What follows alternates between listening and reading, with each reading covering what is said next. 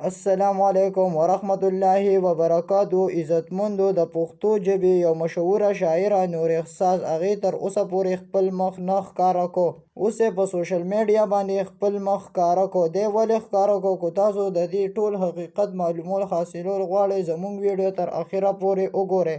که زموږ ویډیو هم خوښه شوه زموږ روشنی کلیک سبسکرایب کړئ او بره ټلۍ نشان ووهئ. نور معلومات دپاره به زموږ ویډیو تاسو ته ډیره په اسانتیا سره راځي.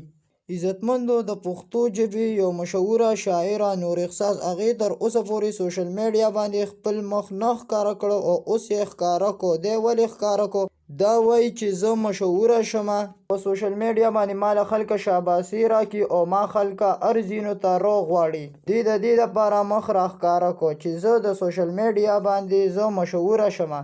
دا وایي چې په سوشل میډیا باندې زما نوم مشهور شي او چې زه پیسې وګټم. دی د پیسو دپاره سوشل میډیا باندې خپل مخ ښکاره کو. څومره د افسوس خبره ده چې یو جینۍ اوسه پورې په پرده کې وي او هغه د پیسو دپاره خپل مخ په سوشل میډیا باندې راښکاره کړي. دا څومره د افسوس خبره ده. نو نن نور احساس د پښتو ژبې مشهوره شاعره هغې هم په سوشل میډیا باندې خپل مخ د دې دپاره راښکاره کو چې زه مشهوره شم، ما خلکه هر ځای ته روغ غواړي او زه ډېرې پیسې وګټم. په بل ځای کې ویلی کېږي چې نور احساس د پښتو ژبې مشهوره شاعره هغې باندې یو هلک مین دی. دی د هغه هلک دپاره په سوشل میډیا باندې خپل ځان مخ یې راښکاره کو. اوس د نور احساس هلک سره ملاوېدل ملاقات غواړي.